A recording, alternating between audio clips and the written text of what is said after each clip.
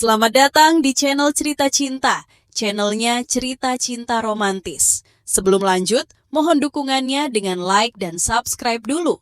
Ternyata aku anak orang kaya. Bagian 54. Masih berani sebut? Kalau bukan karena percaya sama pacarmu itu, kamu pikir kita akan kalah setalak ini? Anak kayak keluarga Bernard apalah itu. Kayaknya juga gak sebaik pacar sepupumu yang miskin itu juga.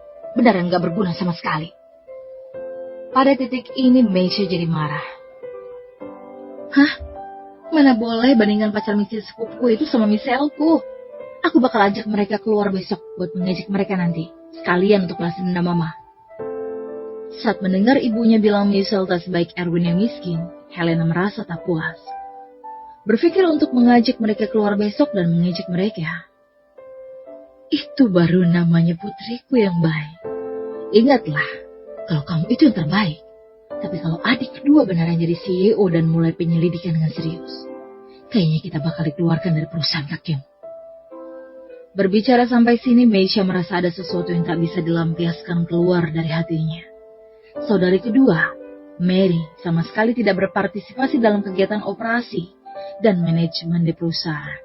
Dan hanya sebatas numpang nama di perusahaan saja. Meisha adalah orang yang biasanya membantu Rick. Tapi sekarang justru saudari kedua nganggurnya jadi CEO. Mana mungkin Meisha tidak kesal. Ini masih bisa. Yang berbicara adalah suami Meisha bernama Alfred Garfield. Dia itu berasal dari keluarga Garfield. Seorang pria kaya di barat kota. Beberapa hari terakhir dia sedang perjalanan bisnis. Dan begitu pulang langsung dapat kabar Mary si pengangguran itu justru mendapat warisan posisi CEO yang membuatnya tidak puas juga. Kontraknya aja udah mau ditandatangani, masih bisa apaan? Tanya Meisha dengan bingung dengan mata yang melotot. Kontraknya baru saja siap dinegosiasi, tapi belum ditandatangani kan? Bilang saja sama ayahmu kalau kamu akan wakili Mary buat tanda tangan kontraknya.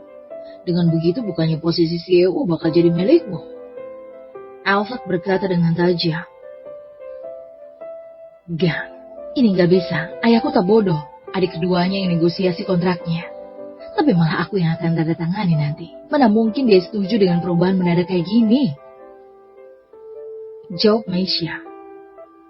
Gimana kalau adik keduamu tiba-tiba hilang kabar waktu hari kontrak ditandatangani? Apa ayahmu akan menyerah sama kontrak ini cuma karena halangan itu?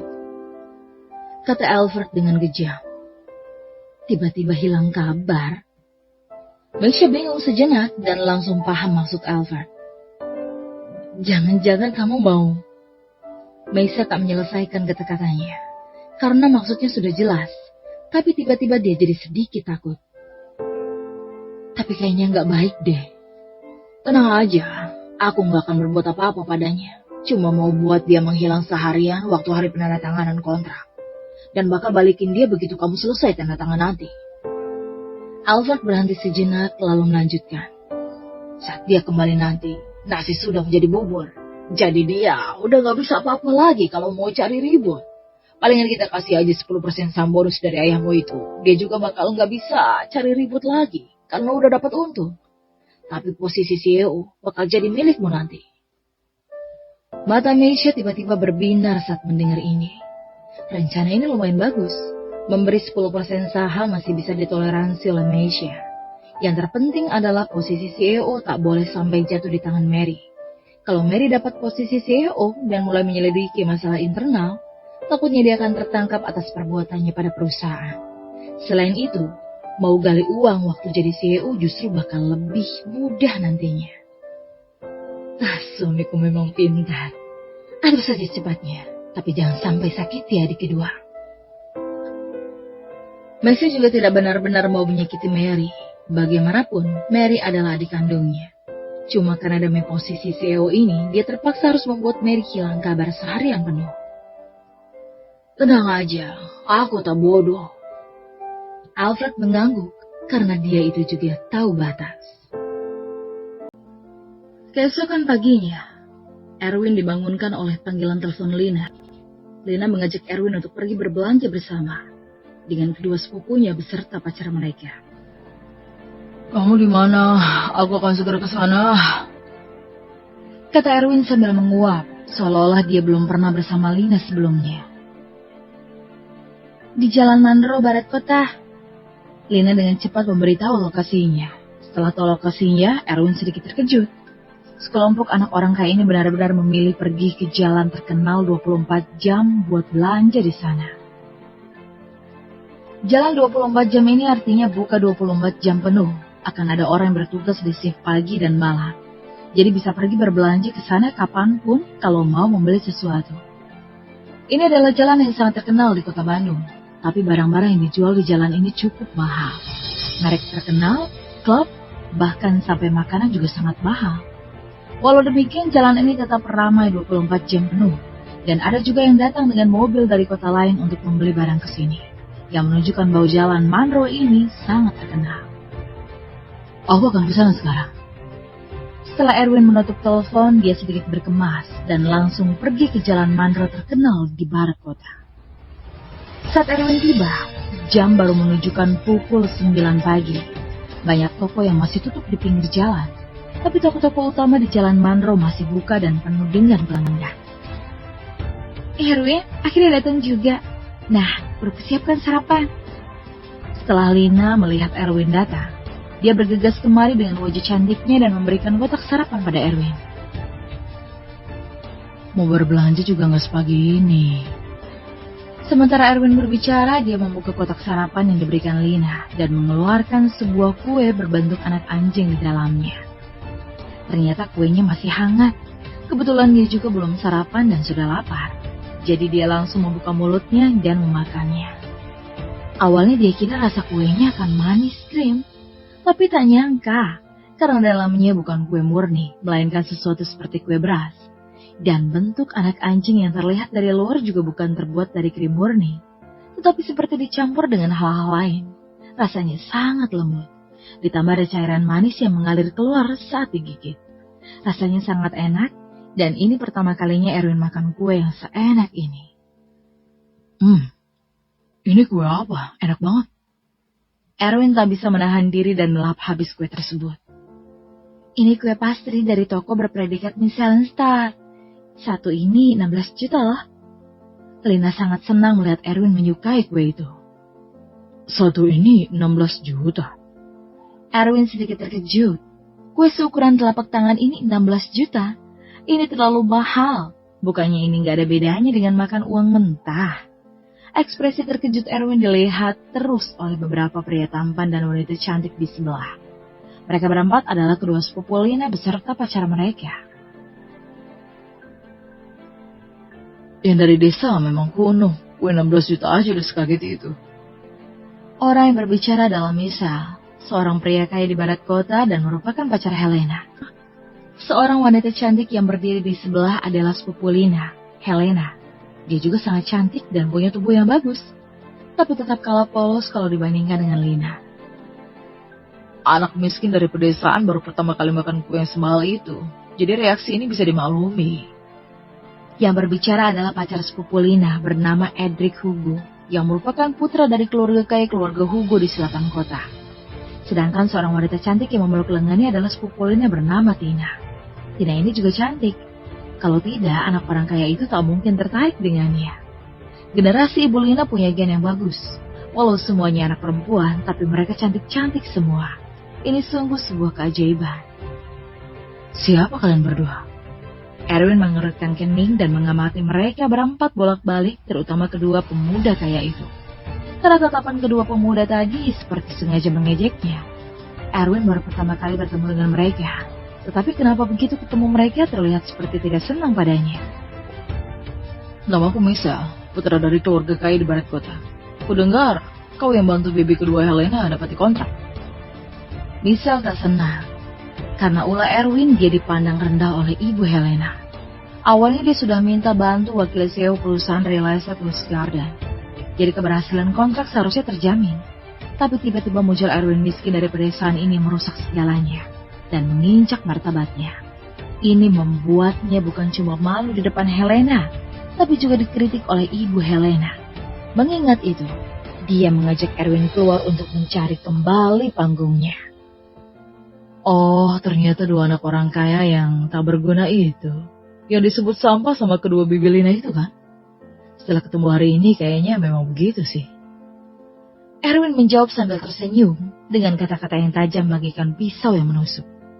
Pada saat yang sama, Erwin juga jadi tahu mengapa kedua anak orang kaya ini tak senang dengannya. Ternyata karena dia sudah merampas muka dan martabat mereka. Jadi mereka hari ini datang buat cari kembali panggung mereka. Kau yang tak berguna, seluruh keluargamu tak berguna. Edric yang di samping juga berdiri dan menjawab dengan tatapan marah. Mereka tak pernah dipermalukan seperti ini sejak kecil. Diremehkan dan dimarahi tak berguna. Jadi kali ini mereka harus memberi sedikit pelajaran pada anak miskin di pedesaan ini. Oh, begitu ya. Erwin tersenyum. Karena dia ingin mencari tempat darinya, itu harus membayar harganya. Aku mau telepon sebentar, jadi kalian bicara dulu. Setelah berbicara, Erwin berpisah dengan mereka dan langsung menelpon Anita. Kemudian menyuruh Anita untuk menyelidiki properti apa saja yang dimiliki Michelle, putra dari keluarga Bernard di barat kota, beserta Edric, putra keluarga Hugo di selatan kota. Dan tinggal kirim saja semua informasi yang didapatkan nanti lewat pesan ke ponselnya. Baik Tuan Muda, akan segera saya siapkan. Erwin bertanya lagi sebelum kata-kata Anita selesai berbicara. Ngomong-ngomong, Jalan Mandro ini punya kartu anggota nggak ya? Erwin merasa bahwa barang-barang di jalanan ini terlalu mahal. Walaupun dia sangat kaya, tapi dia masih belum terbiasa belanjakan uang sebanyak itu sekaligus. Selain itu, dilihat dari situasi sekarang, nantinya pasti akan belanja banyak. Jadi dia harus dapat kartu keanggotaannya dulu. Kalau tidak, para anak kaya ini punya, sedangkan Erwin tak punya. Itu jelas akan sangat merugikan nantinya.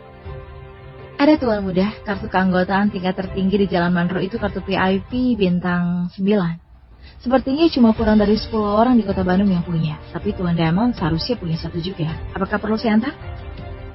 Tunggu apa lagi? Cepat antar ke sini. Erwin tak menyangka bahwa Diamond bisa punya kartu VIP bintang 9 di Jalan Mandro. Semuanya akan lebih lancar dengan begini. Setelah menutup telepon, Erwin kembali ke sisi Lina. Pada saat ini mereka sedang mendiskusikan di mana tempat yang akan mereka kunjungi. Erwin belum pernah ke sini, jadi Erwin hanya ikut kemanapun mereka pergi dan menemani mereka sampai akhir. Erwin, kartu bank ini buat kamu, kata seandainya hari ulang tahunmu. Lina diam-diam memberi Erwin sebuah kartu bank saat mereka tak memperhatikan. Kartu bank? Erwin berpikir sejenak dan langsung mengerti mengapa Lina memberikan kartu bank. Mungkin Lina takut Erwin tak mampu bayar waktu mau membeli barang dan kehilangan muka di depan kedua sepupu Lina. Jadi diam-diam memberi Erwin sebuah kartu bank agar Erwin mampu membeli barang-barang di sini. Sejujurnya, Lina sangat perhatian pada Erwin. Bahkan kata sandi dari kartu bank adalah hari ulang tahun Erwin, yang menunjukkan bahwa hatinya itu penuh dengan Erwin. Namun Erwin takkan mau memakai uang wanita, jadi dia mengembalikan kartu banknya dan berbisik. Aku punya uang kok. Aku juga punya kartu VIP bintang 9 di sini, jadi takkan terlalu mahal nantinya. Setelah Lina mendengar ini, dia membuka mulutnya dengan ekspresi terkejut. Kartu VIP bintang 9 ini adalah kartu keanggotaan yang hanya diperoleh saat sudah menghabiskan lebih dari 200 miliar rupiah per tahun di Jalan Mandro. Bagaimana Erwin bisa punya? Kami udah tentukan, kita akan ke factory outlet yang ada di Jalan Mandro ini. Karena di situ banyak merek terkenal.